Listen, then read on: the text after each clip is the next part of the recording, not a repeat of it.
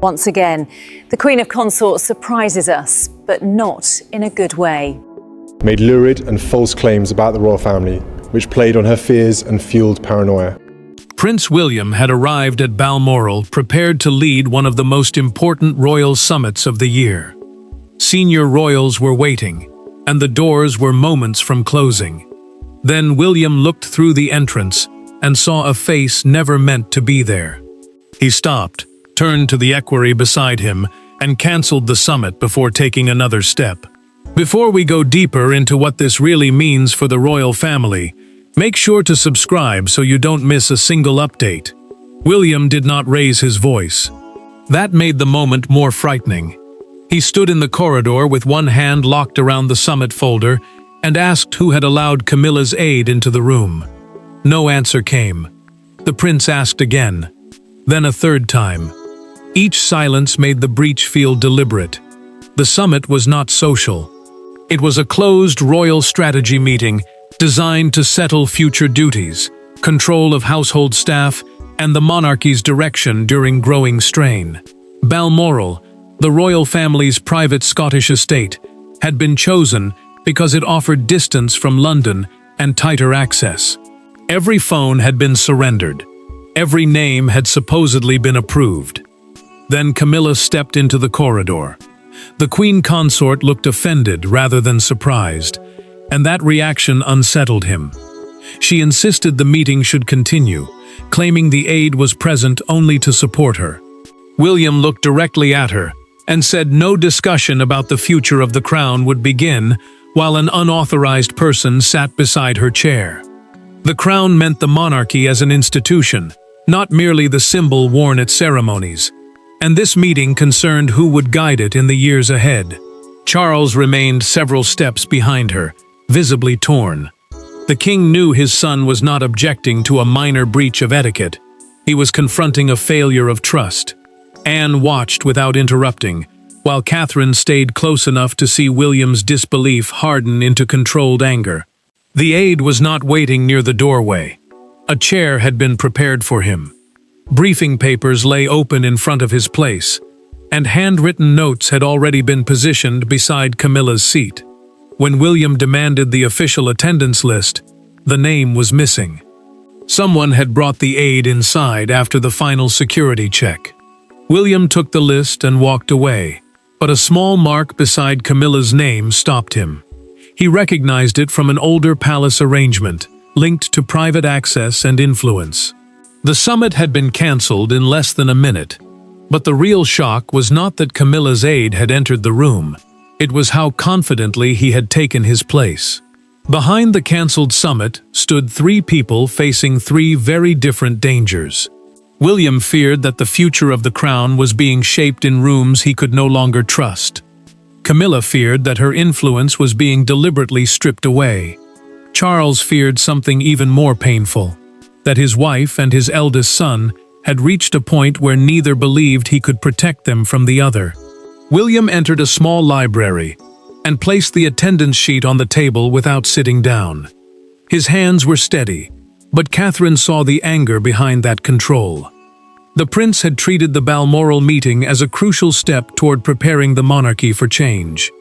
He wanted clear authority, fewer unofficial voices, and no private influence operating beyond recorded royal structures. Those structures were the formal systems used to document who advised the family, who attended sensitive meetings, and who could affect major decisions. Catherine moved closer, but she did not soften what had happened. She told him that the aide's presence was not simply disrespectful. It proved someone believed his instructions could be ignored inside his own family. William looked again at the missing name and admitted that the betrayal felt personal. He had arrived ready to share responsibility. Instead, he had discovered that someone had prepared the room to control him before he spoke. Camilla shut the door of her private sitting room with enough force to silence the staff outside. She accused Charles of allowing his son to humiliate her in front of the household. The Queen insisted that Julian Mercer was not a threat, but a trusted advisor who had managed sensitive communications for years. Mercer understood which courtiers could be persuaded. which concerns needed private handling, and which arguments could be settled before they reached the king. Charles struggled to answer without deepening the wound. He admitted that he knew she consulted Mercer, but he had never approved the aide's involvement in succession planning, family finances, or discussions concerning William's future role. Succession planning meant preparing for how royal duties and authority would pass to the next monarch. The king's denial did not calm her. It only made Camilla ask why no one had stopped the confrontation sooner. Anne found William before the evening ended. The Princess Royal spoke quietly and revealed through her documented private account that Mercer had appeared at 2 earlier gatherings without being formally listed. She had seen him listening near open doors, then leaving moments before senior royals arrived. William asked why she had not warned him more strongly. Anne replied that she had warned the household, but someone had chosen not to act. Charles remained alone after Camilla walked away. He stared at the empty chair across from him, removed his glasses, and pressed his fingers against his eyes. The monarch finally understood the cost of his silence. Defending his wife could destroy his son's trust, but confronting her could fracture the marriage he had spent years protecting. Anne's warning made the danger even darker. Balmoral was not the beginning. The first breach had happened weeks earlier during a memorial rehearsal at Windsor, when one quiet act should have changed everything. To understand why William saw the aide's presence as an act of betrayal, the story had to return to the precise moment when a quiet warning was ignored. Weeks before Balmoral, a smaller moment had taken place inside Windsor Castle. There were no raised voices, no cancelled meetings, and no public embarrassment. Yet those present would later remember it as the point of no return.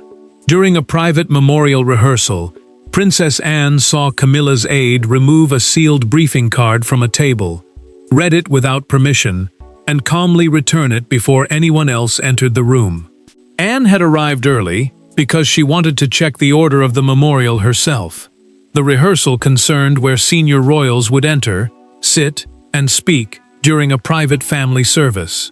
That order mattered because the briefing included personal references to the late Queen and instructions intended only for close members of the family. Access had been tightly limited, and every sealed card had been prepared for one specific person. Julian Mercer was never meant to remain in the room. The aide had been permitted inside only to deliver Camilla's revised schedule, then leave immediately. He had no authority to examine William's briefing or Anne's papers. A private seal was a mark showing that a document belonged to one person and should not be opened by anyone else. Mercer knew that. He touched it anyway. Anne stepped through the doorway and saw him lift William's card from the table. He broke the temporary fastening, opened the first page, and read quickly. Then footsteps sounded outside. Mercer closed the card and replaced it with a calmness that disturbed her more than panic would have. Anne confronted him without shouting. She asked why he had touched a document carrying the prince's seal. Mercer did not apologize.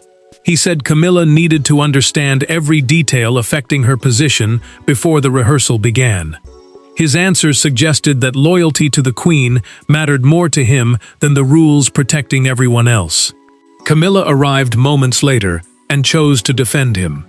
The Queen Consort said her aide had only been trying to prevent confusion. Anne felt dismissed, but she did not let the matter disappear. She recorded what she had witnessed in a written account and sent it to Charles's office that same day. William learned the full truth after the rehearsal. One detail from the opened briefing, the planned seating order, had been changed later that afternoon after Camilla objected to a position she should not yet have known about. The prince did not see that as coincidence. He saw information taken from his sealed instructions and used before he entered the room. Anne formally requested that Mercer be removed from all future restricted meetings. Charles's office acknowledged her warning, but the king's staff reduced it to an informal caution instead of issuing a written ban. That quiet decision protected peace in the moment. but it also left the door open. William carried that unresolved warning into Balmoral. When he later saw Mercer seated beside Camilla, with confidential papers already prepared, he no longer believed Windsor had been an isolated mistake. The broken seal at Windsor had created suspicion, but the chair waiting at Balmoral transformed that suspicion into a confrontation no one could avoid. The Balmoral corridor became silent when William turned back toward the meeting room. Camilla stood beside the open door, Charles remained several steps behind her, and the unauthorized aide was still inside. William walked forward, placed the attendance sheet on the nearest table, and asked one question with chilling calm. "Who gave you permission to sit in a meeting about the future of the crown?" William had returned because he refused to let the cancellation be dismissed as confusion. The prince wanted a direct answer in front of everyone who mattered. A royal household was the official group of staff and advisors, serving a senior member of the family, and access from one household did not automatically permit entry into another royal's private strategy meeting. Camilla knew that. Charles knew it too. Anne watched both of them carefully. Mercer's chair had been placed close beside Camilla's seat, near enough for private whispers to pass unnoticed across the table. William entered only far enough to stand opposite him. The aide began to rise, but the future king told him not to move. Then he repeated the question. Camilla stepped between them. The queen consort said Mercer was present because she would not enter a discussion of that importance without someone she trusted. William's jaw tightened. He replied that personal comfort did not overrule royal confidentiality, especially when the meeting concerned future duties, staff control, and access to the family's most sensitive decisions. Charles moved forward and asked his son to lower the temperature. The king meant to calm the room, but the words landed badly. William turned toward him and said the temperature had risen weeks earlier, when Anne's written warning about Windsor had been reduced to an informal caution. He had not created the crisis by discovering it. Someone else had created it, by refusing to stop it. Mercer finally spoke. The aide claimed that a senior member of Charles's household had given him a verbal invitation. William demanded the name. Mercer looked toward Camilla and refused to answer while she stood beside him. Anne did not wait.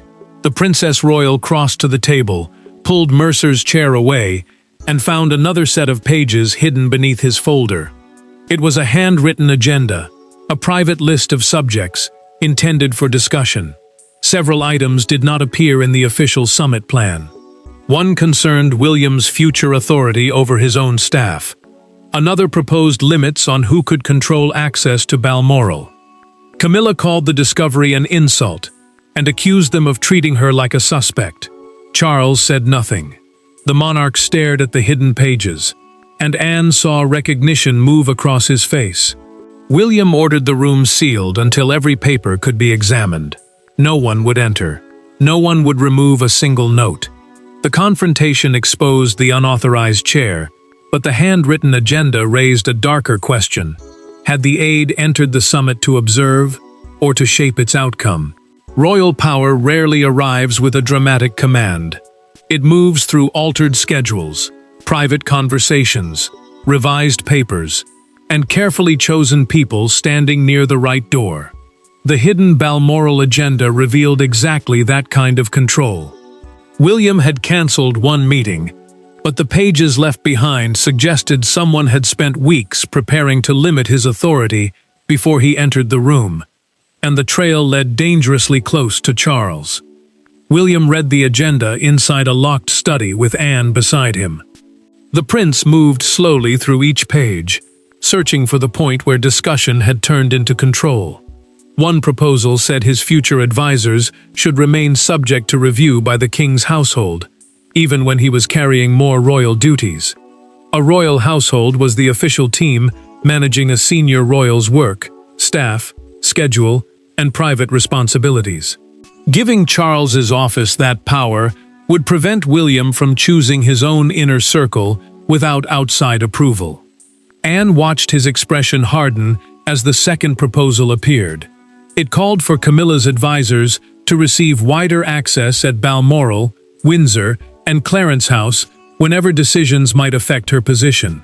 That wording could have allowed Mercer into almost any important discussion. William placed the last page down carefully and admitted that he felt less like the future sovereign and more like a problem being managed. Charles entered later and stopped when he saw the papers spread across the table. The king recognized several phrases immediately. He said they sounded like language often used by Sir Adrian Vale, his deputy private secretary. That role meant a senior official working directly beneath the monarch's main private advisor and handling sensitive household business. Charles insisted he had never approved the complete plan, but his shock did not remove the deeper question of how it had been created inside his own office. Anne challenged her brother without softening a word. The Princess Royal asked whether his fear of conflict with Camilla had allowed other people to make decisions through his silence. Charles did not answer quickly. That hesitation wounded William more than denial would have. The prince realized his father might not have ordered the restrictions, but he had created an atmosphere where others believed they could act without being stopped. William examined the stationery and found the final proof. The agenda had been printed on paper, available only inside the king's private office. Mercer could not have produced it alone. Someone with direct access to Charles had helped him. Then Anne noticed a handwritten message in the margin. "Secure agreement before W takes the chair."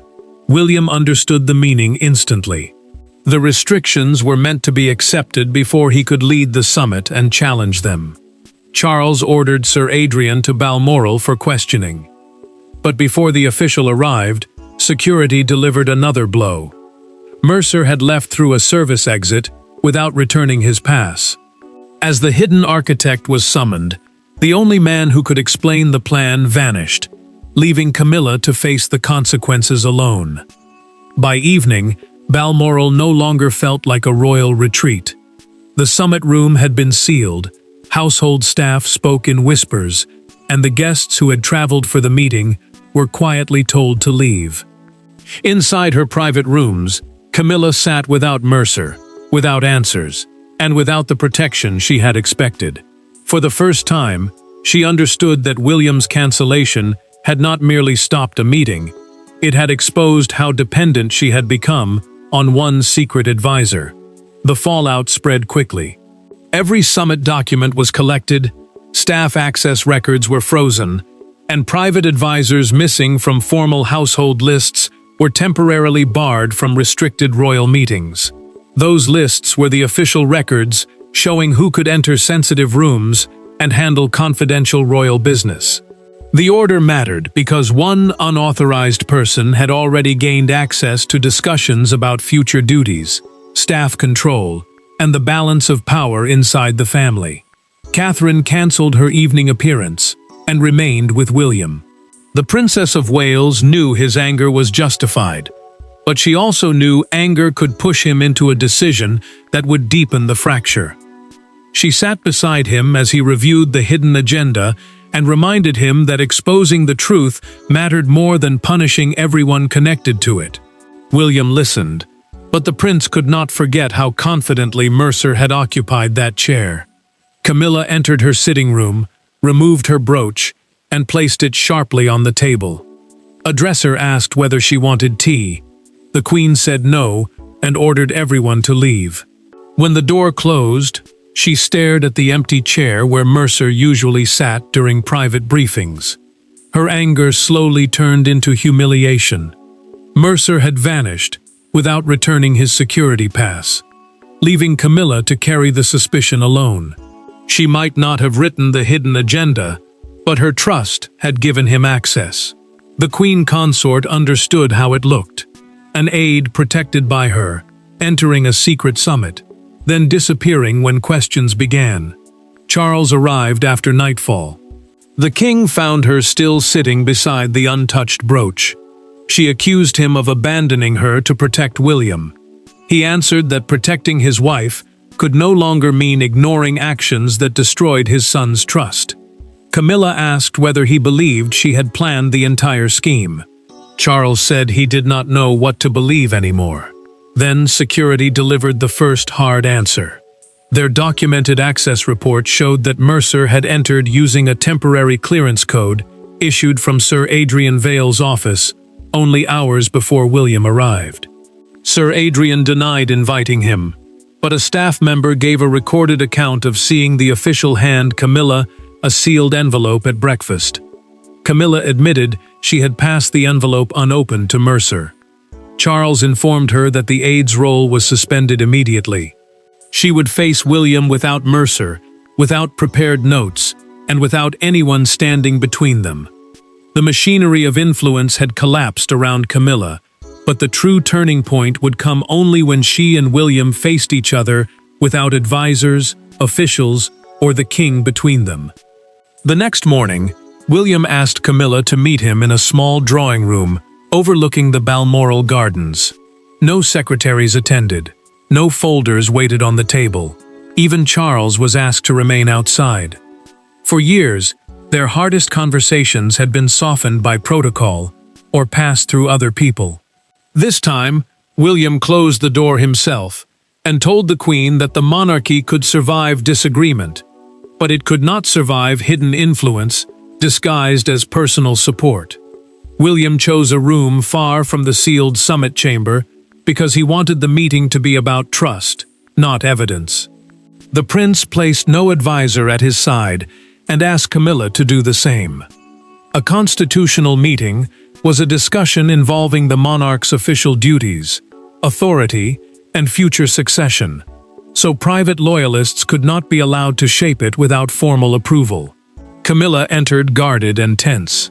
The Queen Consort expected another accusation, but William began with Windsor.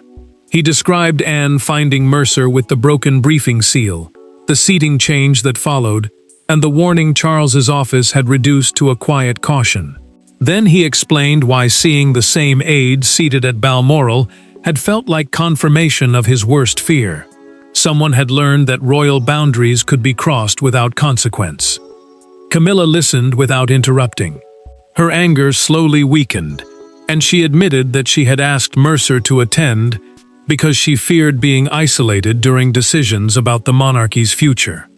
Her voice faltered when she said she no longer knew which conversations might decide her place beside Charles before she even heard about them.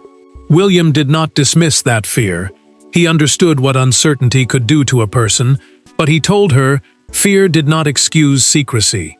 The future king carried his own doubts about duty, family, and the responsibility waiting ahead. Yet he could not bring private loyalists into restricted meetings simply because he feared losing control. Camilla finally acknowledged that defending Mercer at Windsor had been a mistake. She still denied knowing about the hidden agenda, but she accepted that giving the aide unchecked access had allowed other people to operate through him. The Queen admitted that loyalty had made her careless, and that carelessness had damaged everyone in the room. William then revealed the morning's most important development. Mercer had contacted Balmoral security through a recorded call and offered to return for formal questioning. The aide claimed he could identify the senior official who created the plan and supplied the unauthorized access code. Camilla did not ask Charles to protect him. She agreed that Mercer should be questioned without her interference, and accepted a permanent ban on unofficial advisors attending constitutional or succession-related meetings. Before leaving, she asked whether the summit could ever be held again. William answered yes, but only after the truth was known inside the household, and every person accepted the new rules. Their private conversation restored a narrow path toward trust. But outside Balmoral's walls, the cancelled summit had already become impossible to contain.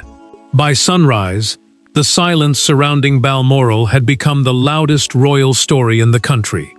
Broadcasters gathered near the estate gates, newspaper editors tore apart prepared front pages, and every unexplained vehicle leaving the castle became part of the drama. The public did not yet know every private detail, but one fact had escaped. Prince William had cancelled a major family summit after discovering an unauthorized member of Camilla's household inside the room. The palace issued a restrained statement before breakfast. It said the Balmoral meeting had been postponed because agreed confidentiality procedures had not been followed. Those procedures were the formal rules controlling who could enter, listen, and handle sensitive royal discussions. The wording avoided naming Camilla, Mercer, or the hidden agenda, but its caution only made the silence feel heavier. Commentators filled the gaps immediately. They described William's decision as the clearest sign yet that the future king intended to impose harder boundaries around the monarchy. The prince was no longer being discussed only as an heir preparing for duty. He was being judged as a man willing to stop the entire royal machine when trust had been broken. Outside Buckingham Palace, a crowd gathered beneath the Victoria Memorial. Phones lifted as one front page spread across newsstands. William walks away. Secret aid found at Royal Summit. The image beneath the headline showed Balmoral's closed gates, under a dark morning sky. That single picture captured the public mood. Something had been shut out, but no one yet knew how deeply it had entered. A national broadcaster opened its lunchtime program with an empty chair beside a graphic of the summit table. The presenter called it, "The seat that stopped the monarchy in its tracks." Within minutes, the phrase moved across radio, television, and social media. The chair became a symbol of private influence, hiding inside official power. William watched the coverage with Catherine and looked deeply uncomfortable. He had wanted accountability, not spectacle. The princess reminded him that silence would have protected the breach rather than the institution. He understood her point, but the prince still felt the pain of seeing a family rupture turned into public drama. Camilla saw her name dominate the coverage and considered releasing a personal defense. The Queen wanted to explain that she had not written the hidden agenda. Charles stopped her. The king insisted that accountability inside the family had to come before reputation outside it, and she reluctantly agreed. Then Mercer returned. During a recorded security interview, the aide identified Sir Adrian Vale as the official who supplied the temporary access code and the unauthorized agenda. He produced messages showing that Vale believed William's growing authority had to be restrained before the summit ended. Charles now faced the final choice. The country had turned an empty chair into a symbol of hidden power, and only one decision could determine whether Balmoral would be remembered as a family collapse or a moment of renewal. 3 days after canceling the summit, William returned to the same Balmoral corridor. The room had been cleared, the unauthorized chair had been removed, and a new attendance list rested beneath the king's signature. This time, no hidden advisor waited behind the door. Charles stood beside his son, Camilla entered without Mercer, and Anne carried the final findings. The meeting that followed would not erase the betrayal, but it would define how the monarchy chose to survive it. Charles had already made the hardest decision. The king dismissed Sir Adrian Vale after the documented investigation confirmed that the official had created the temporary access code, prepared the hidden agenda, and arranged Mercer's place inside the summit without royal approval. A household position was an official role, serving a senior royal, and removing Vale meant stripping him of both access and influence. Mercer faced consequences as well. The aide was permanently barred from constitutional, succession, financial, and private family strategy meetings. Constitutional discussions concerned the monarch's official powers and duties, while succession matters dealt with the future transfer of the crown.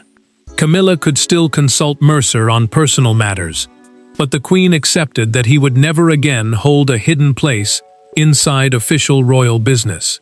Charles signed a written protocol before anyone entered the room. The document required every attendee to appear on an approved list, banned last-minute substitutions, and gave the meeting chair the power to remove unauthorized participants immediately. The monarch handed it directly to William, and admitted that his fear of confrontation had allowed personal loyalty to weaken public duty. William accepted the protocol, but did not offer easy forgiveness. The prince told his father that trust could not be restored through one signature. It would return only through consistent action. Charles accepted that truth without defense. Camilla then addressed the room alone. The queen consort admitted that fear of losing influence had led her to protect access that should never have been granted. She accepted William's right to cancel the original summit and acknowledged that her dependence on Mercer had opened the door for manipulation. Mercer's recorded testimony delivered the final truth. Camilla had not written or approved the plan to restrict William's authority. Sir Adrian had exploited her insecurity, using the Aide as a path into the meeting. Her failure was not creating the scheme. It was allowing unchecked loyalty to become a weapon in someone else's hands. William finally took the chair. Anne supervised the confidentiality rules.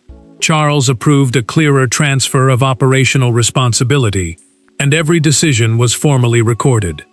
Balmoral did not end with William defeating Camilla. It ended with secrecy losing its place at the royal table. His refusal to enter a compromised room forced the family to choose accountability over comfort. The summit that never began exposed the monarchy's weakness. The summit that followed proved it could still correct itself. The closed door at Balmoral had threatened to divide the family. But when it finally reopened, the crown entered with clearer rules, harder truths, and a future no longer shaped by anyone hiding in the room. Thanks for watching. Please don't forget to like and subscribe, and we will see you in next one.